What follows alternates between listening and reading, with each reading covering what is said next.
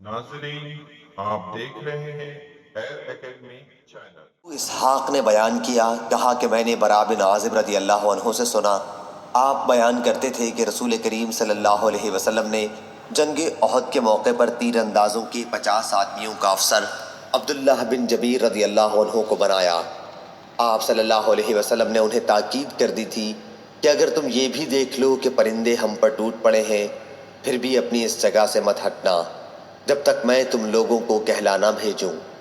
اسی طرح اگر تم یہ دیکھو کہ کفار کو ہم نے شکست دے دی ہے اور انہیں پامال کر دیا ہے، پھر بھی یہاں سے نہ ٹلنا جب تک میں تمہیں خود بلا نہ بھیجوں۔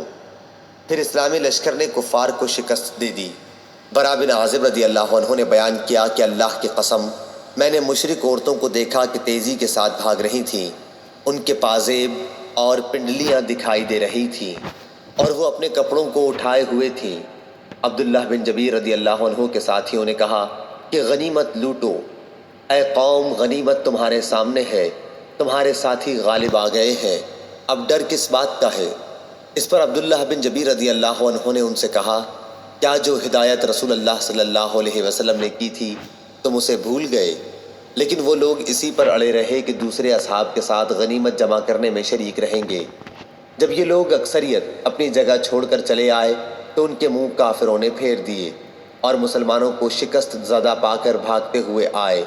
یہی وہ گھڑی تھی جس کا ذکر سورہ آل عمران میں ہے کہ جب رسول کریم صلی اللہ علیہ وسلم تم کو پیچھے کھڑے ہوئے بلا رہے تھے۔ اس سے یہی مراد ہے۔ اس وقت رسول کریم صلی اللہ علیہ وسلم کے ساتھ 12 صحابہ کے سوا اور کوئی بھی باقی نہ رہ گیا تھا۔ آخر ہمارے 70 آدمی شہید ہو گئے۔ بدر کی لڑائی میں حضرت صلی اللہ علیہ وسلم نے اپنے صحابہ کے ساتھ مشرکین کے 140 آدمیوں کا نقصان کیا تھا۔ 70 ان میں سے قیدی تھے اور 70 مقتول۔ جب جنگ ختم ہو گئی تو ایک پہاڑ پر کھڑے ہو کر ابو سفیان نے کہا، کیا محمد صلی اللہ علیہ وسلم اپنی قوم کے ساتھ موجود ہیں؟ 3 مرتبہ انہوں نے یہی پوچھا، لیکن نبی کریم صلی اللہ علیہ وسلم نے جواب دینے سے منع فرما دیا تھا۔ پھر انہوں نے پوچھا، کیا ابن ابی قحافہ ابو بکر رضی اللہ عنہ اپنی قوم میں موجود ہیں؟ یہ سوال بھی 3 مرتبہ کیا۔ پھر پوچھا، کیا ابن خطاب رضی اللہ عنہ اپنی قوم میں موجود ہیں؟ یہ بھی 3 مرتبہ پوچھا۔ پھر اپنے ساتھیوں کی طرف مڑ کر کہنے لگے کہ یہ تینوں قتل ہو چکے ہیں۔ اس پر عمر رضی اللہ عنہ سے نہ رہا گیا اور آپ بول پڑے، کیا اے خدا کے دشمن، خدا گواہ ہے کہ تو جھوٹ بول رہا ہے، جن کے تو نے ابھی نام لیے تھے وہ سب زندہ ہیں اور ابھی تیرا برا دن آنے والا ہے۔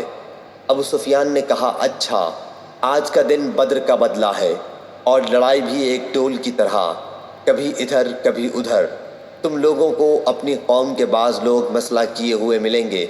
میں نے اس طرح کا کوئی حکم اپنے آدمیوں کو نہیں دیا تھا، لیکن مجھے ان کا یہ عمل برا بھی نہیں معلوم ہوا۔ اس کے بعد وہ فخریہ رجز پڑھنے لگا، حبل بت کا نام بلند رہے۔ آپ صلی اللہ علیہ وسلم نے فرمایا، تم لوگ اس کا جواب کیوں نہیں دیتے؟ صحابہ رضی اللہ عنہم نے پوچھا، ہم اس کے جواب میں کیا کہیں یا رسول اللہ؟ آپ صلی اللہ علیہ وسلم نے فرمایا، کہو کہ اللہ سب سے بلند اور سب سے بڑا بزرگ ہے۔ ابو سفیان نے کہا، ہمارا مددگار عزا بت ہے اور تمہارا کوئی بھی نہیں۔ آپ صلی اللہ علیہ وسلم نے فرمایا، جواب کیوں نہیں دیتے؟ صحابہ نے عرض کیا، یا رسول اللہ، اس کا جواب کیا دیا جائے؟ حضرت صلی اللہ علیہ وسلم نے فرمایا، کہو کہ اللہ ہمارا حامی ہے اور تمہارا حامی کوئی نہیں۔ صحیح بخاری حدیث نمبر 3039۔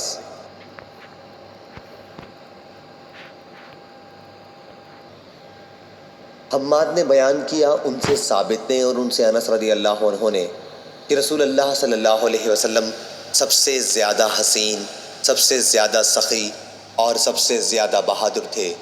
انہوں نے کہا کہ ایک مرتبہ رات کے وقت اہل مدینہ گھبرا گئے تھے کیونکہ ایک آواز سنائی دی تھی۔ پھر ابو طلحہ کے گھوڑے پر جس کی پیٹھ ننگی تھی، رسول کریم صلی اللہ علیہ وسلم حقیقت حال معلوم کرنے کے لیے تنہا اطراف مدینہ میں سب سے آگے تشریف لے گئے۔ پھر آپ صلی اللہ علیہ وسلم واپس آ کر صحابہ رضی اللہ عنہم سے ملے تو تلوار آپ صلی اللہ علیہ وسلم کی گردن میں لٹک رہی تھی اور آپ صلی اللہ علیہ وسلم فرما رہے تھے کہ گھبرانے کی کوئی بات نہیں، گھبرانے کی کوئی بات نہیں، اس کے بعد آپ صلی اللہ علیہ وسلم نے فرمایا میں نے تو اسے دریا کی طرح پایا تیز دوڑنے میں۔ آپ صلی اللہ علیہ وسلم کا اشارہ گھوڑے کی طرف تھا۔ صحیح بخاری حدیث نمبر 3040۔